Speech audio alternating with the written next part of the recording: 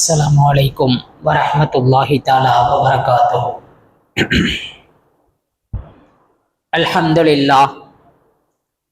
لله رب العالمين، الصلاة والسلام على رسوله الكريم، أما بعد فقد قال الله تعالى في القرآن الكريم والفرقان المجيد: أعوذ بالله من الشيطان الرجيم، بسم الله الرحمن الرحيم.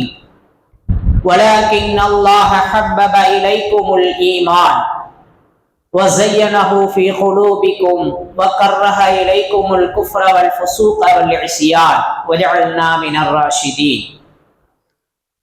قال نبينا صلى الله عليه وسلم: ثلاثة من كن فيه، أو كما قال عليه الصلاة والسلام: سبحانك لا علم لنا إلا ما علمتنا إنك أنت العليم الحكيم. رب اشرح لي صدري ويسر لي أمري واحلل عقدة من لساني يفقه قولي. اللهم صل على سيدنا نبينا مولانا محمد طب القلوب ودوائها وعافية الأبدان وشفائها ونور الأبصار وضيائها وعلى آله وصحبه وسلم. صدق الله العلي العظيم. الحمد لله. அருளாளன் அன்பாளன் அல்லாஹுவின் திருப்பெயரால் இந்த ஜும்ஆவுடைய உரையை ஆரம்பம் செய்கிறேன். அன்பும் அருளும் ஆசியும் ஆதரவும் ஆயிரு நாயகம் அன்னலம் பெருமானார் ஸல்லல்லாஹு அலைஹி வஸல்லம் அவர்களின் மீதும், அன்னாரின் வழி வாழ்ந்த வாழுகின்ற வாழப்போகின்ற, குறிப்பாக இந்த ஜும்ஆவுடைய தினத்தை அலங்கரிக்கின்ற நம் அனைவர்களின் மீதும் உண்டாவதாக. வாழும் காலமெல்லாம் ஈமானோடு வாழ்ந்து ஈமானின் சுவையை உணர்ந்து ஈமானோடு மரணிக்கக்கூடிய நசீபே அல்லாஹ் தந்தருள்வானாக. ஈமான் கொண்டதற்கு பின்பு ஈமானிலிருந்து சருகி விடுவதிலிருந்து இந்த சமூகத்தை அல்லாஹ் பாதுகாப்பானாக.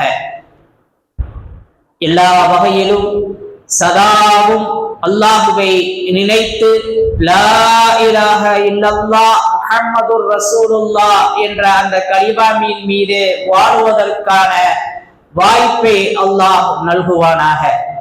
அன்பிற்குரிய அல்லாஹுவின் நல்லடியார்களே, முஃமின்களே, இந்த உலகம் இருக்கிறது the world of the taste என்று சொல்லலாம். சுவைகளின் உலகம். சுவையை ரசிக்கின்றோம், சுவைக்காக நேரத்தை ஒதுக்குகின்றோம்.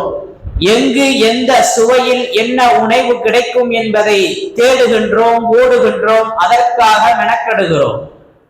ஒரு ஆடையை எடுப்பதற்காக விமானத்தை பிடித்து சென்னைக்கு சென்று வரக்கூடியவர்கள் இருக்கிறார்கள். நல்ல உணவு உண்ண வேண்டும் என்பதற்காக வாகனத்தை எடுத்துக்கொண்டு பல மைல் தூரம் பயணித்து உணவு உண்ணக்கூடிய அன்பர்கள் இருக்கிறார்கள். ஒரே உணவுதான் இன்று பல பெயர்களில் மடைமாற்றம் செய்யப்பட்டு வழங்கப்படுகிறது. அந்த சுவைக்கு நாக்கு மயங்கி கிடக்கிறது. ஒரே ஒரு உணவு, ஒரே கோழிதான் இன்று பல்வேறு பெயர்களில் அழைக்கப்படுகிறது. அதை இந்த மனம் விரும்புகிறது. எனவே இந்த உலகம் சுவைகளின் உலகமாக இருந்து கொண்டிருக்கிறது. மனிதன் அந்த சுவையை நேசிக்கக்கூடியவனாக இருக்கிறான். அன்பிற்குரியவர்களே, நபி ஸல்லல்லாஹு அலைஹி வஸல்லம் சொல்லுவாங்க, 3 குணங்கள் இருக்கிறது. 3 குணங்கள் இருக்கிறது. அது ஈமானின் சுவையை அடைய செய்யும், ஈமானின் சுவையை உணரச் செய்யும் என்று சொல்லுவார். ஒண்ணு, நமது நேசம் அல்லாஹ் ரசூலுக்காக இருப்பது. யாரை நேசித்தாலும் அதில் அல்லாஹ் ரசூலுடைய நேசம்தான் மிகைப்பாக இருக்கும். அதை விட தாழ்ந்து விடக்கூடாது. எந்த நேசமாக இருந்தாலும் நமது நேசம், நமது பிரியம் அல்லாஹ் ரசூல் தான் முதன்மை. அதை விட வேறு எதுவும் முதன்மை கிடையாது. இதை சார்ந்துதான் மற்ற 2 விளக்கமும் இருக்கிறது. நாம் நேசிப்பது அல்லாஹ் ரசூலுக்காக. நமது ஈமான் கொண்டதற்கு பின்பு ஈமானின் சருகுதலை நெருப்பில் தூக்கி வீசப்படுவதை போல எண்ணுவது அப்படின்னு சொல்லி காட்டினார். அன்பிற்குரியவர்களே, எனவே நமது நேசம், நமது பாசம் அத்துணையும் அல்லாஹ் இதற்காக இருக்கணும். குஃபுரை நெருப்பில் தூக்கி எறிவது போல நெருக்க வேண்டும் என்பதை நாம் இதன் மூலம் காண்கின்றோம். மென்மேற்குரியவர்களே, ஒரு பொருளினுடைய ருசியை அறிந்தால் தான் அதன் மீது பிரியம் ஏற்படும். இப்ப ஈமானினுடைய ருசி என்ன, ஈமானின் சுவை என்ன என்பதை இந்த சமூகம் உணர கடமைப்பட்டிருக்கிறது. சஹாபாக்களும் இந்த பெரிய இமாம்களும் நமக்கு முன் வாழ்ந்தவர்களும் அந்த ருசியை உணர்ந்திருந்தார்கள். எனவே உலகம் அவர்களின் காலடியில் கிடந்தது. அல்லாஹ் அவர்களுடைய உள்ளத்திலே ஆழமாக இருந்தார். இன்றைய சூழ்நிலையில நமது நிலைகள் எப்படி இருக்கிறது என்பதை நாம் கொஞ்சம் சீர்தூக்கி பார்க்க கடமைப்பட்டிருக்கின்றோம். மலேசியா, சிங்கப்பூர் போன்ற பகுதிகளில் துரியன் பழம் என்ற ஒரு பழம் இருக்கிறது. அதனுடைய சுவை மிகவும் அலாதியானது. அதை சுவைத்தவர்கள் வாங்கி சுவைக்க வேண்டும். எவ்வளவு பணத்தை கொடுத்தாலும் அதை வாங்கி சாப்பிடணும்னு நினைப்பாங்க. ஆனால் அதனுடைய அந்த வாடை இருக்கிறதே துர்வாடை போல இருக்கும். அந்த வாடையை பார்க்கிறவங்க இந்த பழத்தை போயா வாங்குறதுன்னு ஒதுங்கி போற மாதிரி இருக்கும். ஆனால் சுவைத்தவர்கள் மீண்டும் மீண்டும் சுவைக்க தூண்டப்படுவார்கள் என்பதுதான் அந்த பழத்தினுடைய மகிமை. அந்த அளவிற்கு டேஸ்டான மிகவும் இனிமையான பழமாக அந்த பழம் இருந்து கொண்டிருக்கிறது. அன்பிற்குரியவர்களே, சுஃபியான் சௌரி ரஹ்மத்துல்லாஹி அலைஹி சின்ன வயசுல அவர்களுடைய ஒரு அனுபவத்தை சொல்லி காட்டுவாங்க. சின்ன வயசுல இருந்தேன் நான். அப்ப என்னிடத்திலே ஒரு விலை உயர்ந்த மோதிரம் இருந்தது. ஒரு கயவன் வந்து என்கிட்ட மிட்டாயை கொடுத்தான். இதை நீ சாப்பிட்டு பார் அப்படின்னு. இப்ப இந்த மிட்டாயை நான் சாப்பிட்டேன். இனிப்பா இருந்துச்சு, ரொம்ப சந்தோஷமா இருந்துச்சு. உன் மோதிரத்தையும் நீ சாப்பிடு அப்படின்னு சொன்னான். மோதிரத்தை வாயில போட்டா என்ன ஒண்ணும் தெரியாது, கல்லு மாதிரி இருக்கும். அதனால அதுல சுவை இல்லை. இப்ப இன்னும் ஒரு முட்டாயை கொடுத்துட்டு இந்த மோதிரத்தை என்கிட்ட கொடுன்னு கேட்டா, நானும் சுவையுள்ள அந்த மிட்டாயை எடுத்துக்கொண்டு விலை மதிப்புள்ள மோதிரத்தை நான் அவன் கையில கொடுத்துட்டேன் அப்படின்னு சுஃபியான் சௌரி ரஹ்மத்துல்லாஹி அலைஹி தங்களுடைய அனுபவத்தை சொல்லி காட்டுவாங்க. இன்றைய உலகத்தினுடைய நிலைப்பாடுகள் அப்படித்தான் இருக்கின்றன. வியாபாரத்திலிருந்து, கொடுக்கல் வாங்கலில் இருந்து, கணவன் மனைவியினுடைய பழக்க வழக்கங்களில் இருந்து அத்துணையிலும் மோதிரத்தை கொடுத்து விட்டு மிட்டாயை வாங்கிய கதையாகத்தான் அல்லாஹ் ரசூலுவை விற்பனை செய்து விட்டு உலகத்தை எடுத்துக் கொள்கிறோம். மிட்டாய் என்கின்ற அந்த உலகத்தை எடுத்துக் கொள்கிறோம். எது நிதர்சனம் என்பதை விளங்கிக் கொள்ள கடமைப்பட்டிருக்கின்றோம். அன்பிற்குரிய அல்லாஹுவின் நல்லடியார்களே, பிலால் ரலியல்லாஹு தஆலா அன்ஹு ஈமானின் சுவையை உணர்ந்திருந்தாங்க. ஈமானினுடைய ருசியை உணர்ந்திருந்தார்கள். பாலைவன அந்த பகுதியிலே சுடு மணலிலே அவர்களை போட்டு பொசுக்கும் போது கூட அஹத், அல்லாஹ் ஒருவன் ஒருவன் என்று சொன்னார்கள். அல்லாஹ் ஒருவன் என்று சொன்னார்கள். என்ன காரணம்? ஈமானின் சுவையை அவர்கள் உணர்ந்தவர்களாக இருந்தார்கள். ஈமானினுடைய மகிமையை உணர்ந்தவர்களாக இருந்தார்கள். நபித்தோழர்கள் ஒரு தடவை ஒரு நபித்தோழருடைய குதிரை திருட்டு போனது. பிறகு மறுநாள் அவர் தொழுது கொண்டிருந்தார். அப்பொழுது அந்த இன்னொரு அந்த திருட மனிதன் வந்து குதிரையை எடுத்துட்டு போறான். இவங்களுக்கு தெரியுது நமது குதிரை திருடு போகிறது, திருடன் திருடி கொண்டு செல்கிறான் என்று தொழுகையில் இருந்தார்கள்.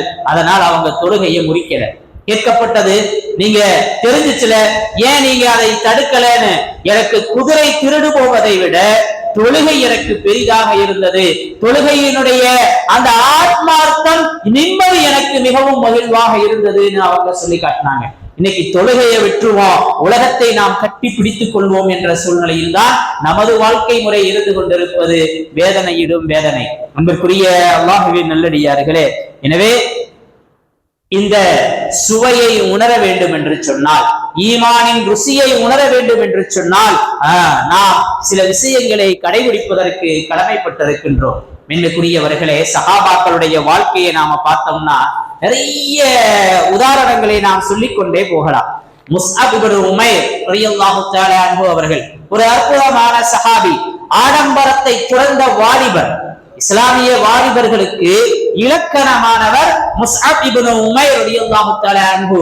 மக்காவுல செல்வ செழிப்பான நிலையில் இருந்தவர்கள், வசதி வாய்ப்போடு இருந்தவர்கள், நல்ல உயர்தரமான ஆடையை அணிந்து வளம் வந்தவர்கள். ஈமான் கொண்டார்கள். ஈமான் கொண்டதன் காரணமாக மக்காவிலிருந்து மதீனாவிற்கு பயணப்படுறாங்க. அவர்களுடைய தாயின் சொத்துக்களை எடுத்து செல்வதற்கு அனுமதி மறுக்கப்படுகிறது. தாயினுடைய செல்வங்களை எல்லாம் மக்காவிலிருந்து மதீனாவிற்கு எடுத்து போகக்கூடாது என்று தடுக்கப்படுகிறார்கள். தடை செய்யப்பட்டது. விளைவு என்ன தெரியுமா? மதீனா நகருக்கு வந்து உஹது யுத்த களத்திலே ஷஹீதாகி விட்டார்கள். ஷஹீதானவர்கள் மக்காவிலே பட்டு ஆடைகள், பகட்டான ஆடைகளோடு ஆடம்பரமாக வளம் வந்தவர்கள் உஹது யுத்தத்திலே ஷஹீதானார்கள்.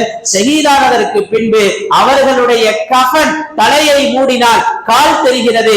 கால் தெரிகிறேன்னு தலையை இழுக்கும், காலுக்கு இழுக்கும் போது தலை தெரிவதாக இருந்தது. இப்படித்தான் அவர்களுடைய வாழ்க்கை இருந்தது. ஏன் இந்த நிலை அவர்களுக்கு ஏற்பட்டது? ஈமான், அதன் ருசி அவர்கள் உணர்ந்திருந்தார்கள். உலக செல்வங்களை துறந்திருந்தாங்க. இன்னைக்கு சாதாரண ஒரு முடி, தலையில் இருக்கக்கூடிய அந்த முடியை கூட இன்றைய இளைஞர்கள் சரி செய்வதற்கான எந்த ஒரு சூழ்நிலையும் இல்லை.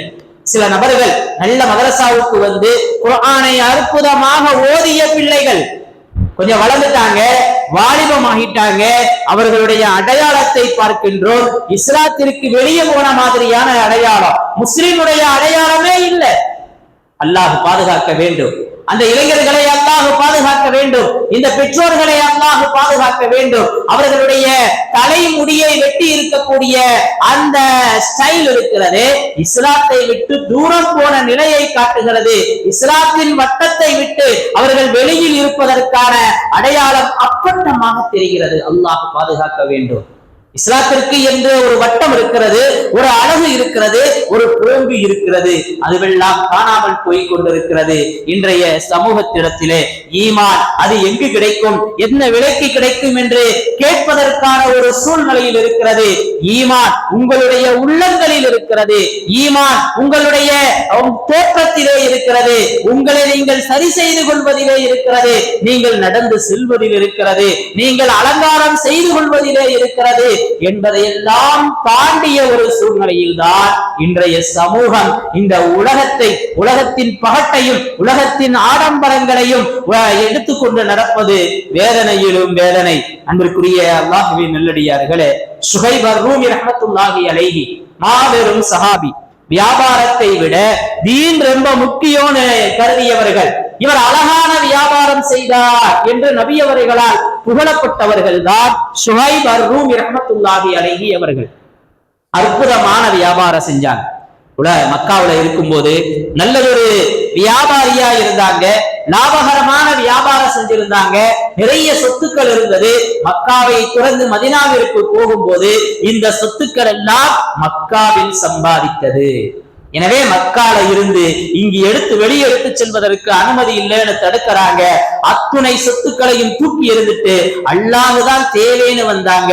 இன்னைக்கு சின்ன சின்ன விஷயங்களில் கூட இந்த சமூகம் அல்லாஹ்வை முன்னிலைப்படுத்த மறந்து கொண்டிருக்கிறது. உலகத்தினுடைய ஆதாயங்களை தேர்ந்தெடுத்துக் கொள்கிறது. உலகத்தினுடைய ஆசா பாசங்களை தேர்ந்தெடுத்துக் கொள்கிறது. ஆனால் அல்லாஹ்வையும் ரசூலையும் துச்சமென கருதக்கூடிய சூழ்நிலை வேதனை அளிக்கிறது. சுஹைப் அர்-ரூமி ரஹ்மத்துல்லாஹி அலைஹி அந்த செல்வங்களை எல்லாம் வேண்டாம் என்று சொல்லிவிட்டு மதீனாவிற்கு வந்தாங்க.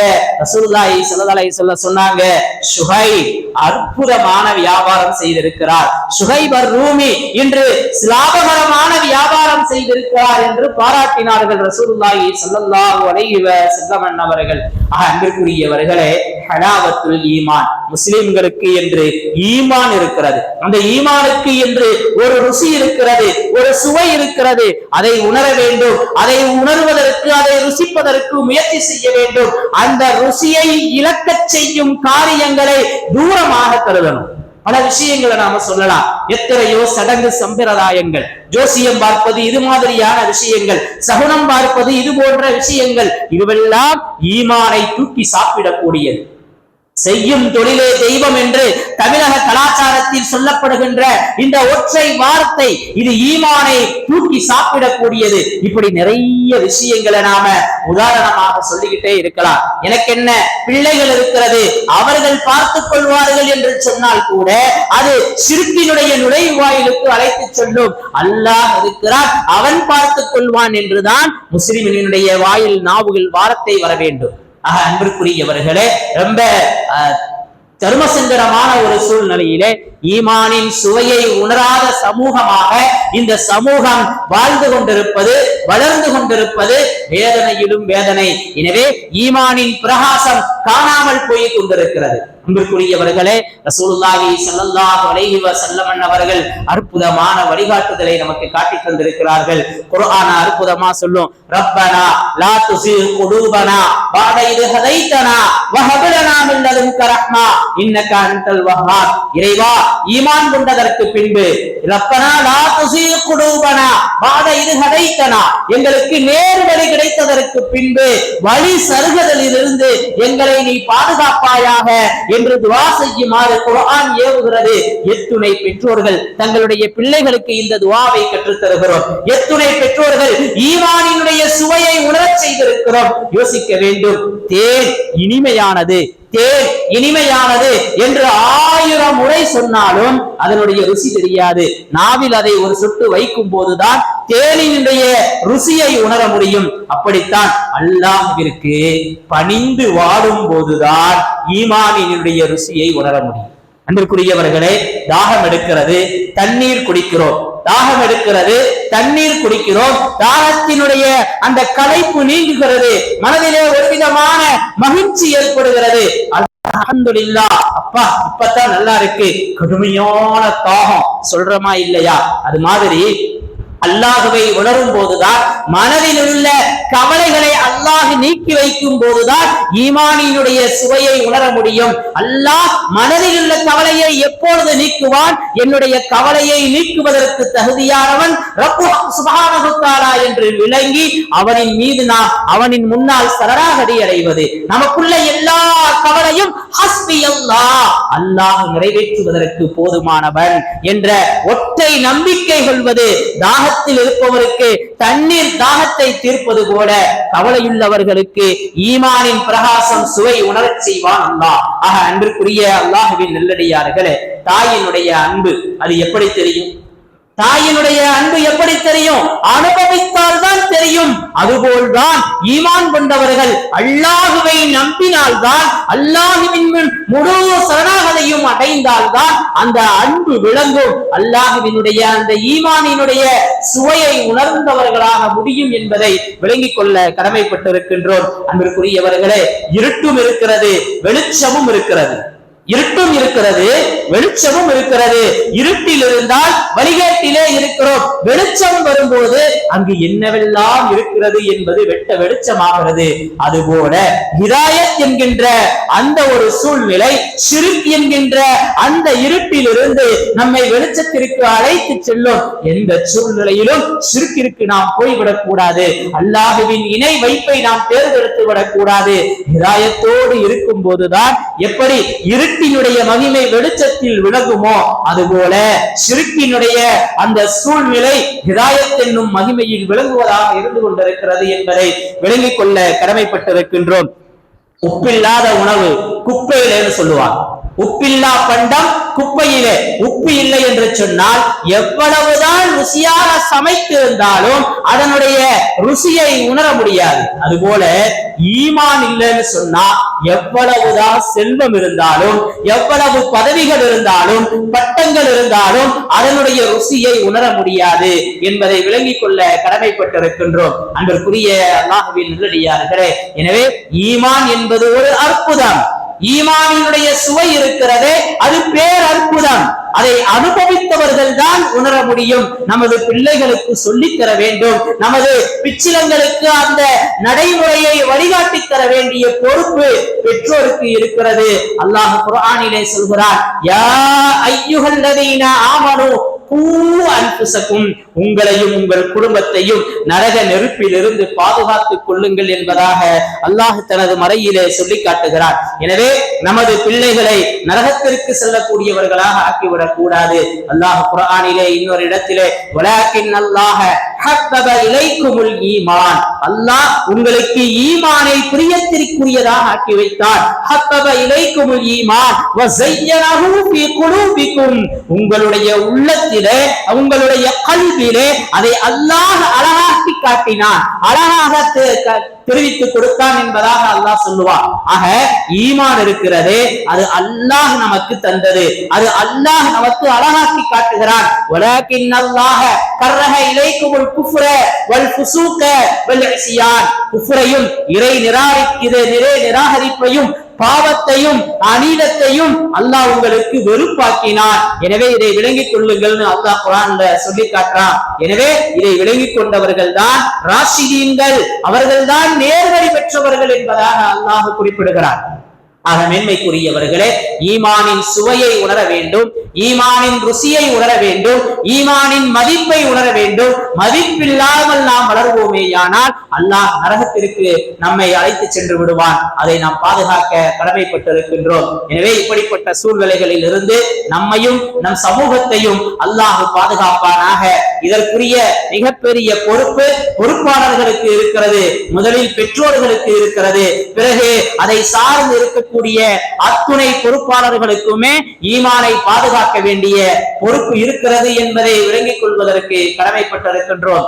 எல்லாம் வல்ல அல்லாஹ் சுப்ஹானஹு வ தஆலா இந்த சமூகத்தை ஹிதாயத்துடைய சமூகமாக, ஈமானின் சுவையை உணர்ந்த சமூகமாக வாழச் செய்வானாக. எல்லா சூழ்நிலைகளிலும் ஈமானின் மதிப்பை உணர்ந்த நிலையிலேயே அல்லாஹ் நம்மை வாழ வைத்து மரணமடைய வைப்பானாக. ஈமான் இல்லாமல் நம் சமூகம் போவதிலிருந்து அல்லாஹ் நம்மை பாதுகாப்பானாக. வாஹிரு தஅவானா அல்ஹம்துலில்லாஹி ரப்பில் ஆலமீன். அஸ்ஸலாமு அலைக்கும் வரஹ்மத்துல்லாஹி தஆலா வ பரகாத்துஹு.